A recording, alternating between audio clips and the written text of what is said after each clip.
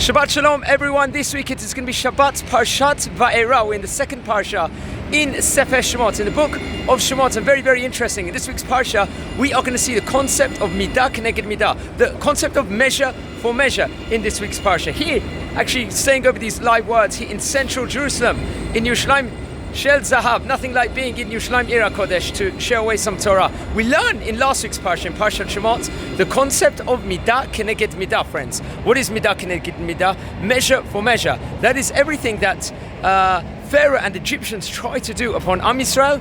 It came back into them in retribution. So friends, how do we see this concept unfolding inside the Parsha? Last week we saw the term Perach. They were giving the Jewish people back-breaking labor. We know that for hundreds of years, for so much time. But another terminology of the word perach is also, per means a mouth and rach is soft. How did they get the Jewish people, the Hebrews, to work, to join in this consortium of working the whole time and building Pitom and Ramses? And through all this torturous labor, they said it through a soft tongue. They were gentle, they were soft when they spoke to the Hebrews and got them, they enticed them to end up working and doing all these workings at that point in time. We see very much that actually did occur. So how was this Midah Keneged Midah? So one thing was, this whole soft approach where it was very puzzling. We didn't know what was going on. There was uncertainty. The Jewish people, they put them through uncertainty the whole time. They would build and then they would destroy, and they have to rebuild again and destroy. Pitom and Ramses, they was built through quicksand. So any job they did, it got destroyed automatically. So there was so much uncertainty.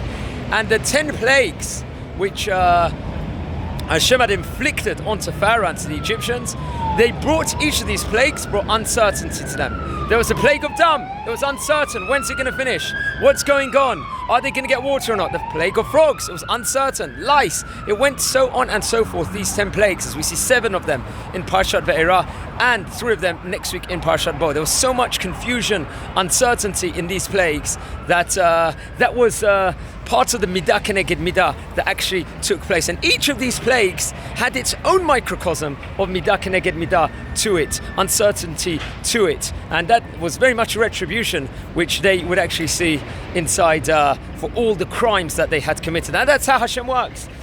Midah Keneged Midah. What comes around goes around. So that's why we've got to be so careful in life with every action that we do.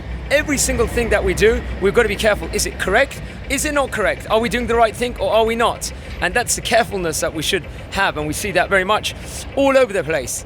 And it's actually interesting. We see this in a positive state of frame over here also. The good that one does for someone else at a later stage, it reciprocates in another shape or form also. We've seen that through many different case examples at the time. For example, friends, I'll give you this popular case, where one time there was a guy, very friendly, very cheerful, greeting everyone who were going. He'd go inside his job place and greet the security officer there while he'd be greeting everyone else also. So many days, so many long period he had been doing this, and eventually one time the security guard doesn't see this angelic kind of very friendly man. Where is he? He hasn't wished me a good evening. He usually leaves the place, this office, and wishes him a good evening. And lo and behold, he realizes he hasn't done. So where is he? And so he goes inside this place, the workplace, and he searches everywhere. I need to find this guy. He hasn't greeted me out of the place. I haven't seen him. So he wanders around and sees he was locked in somewhere, and there was no way of him getting out, and took him out, rescued him. He said, so the guy said to him, how did you know I was here?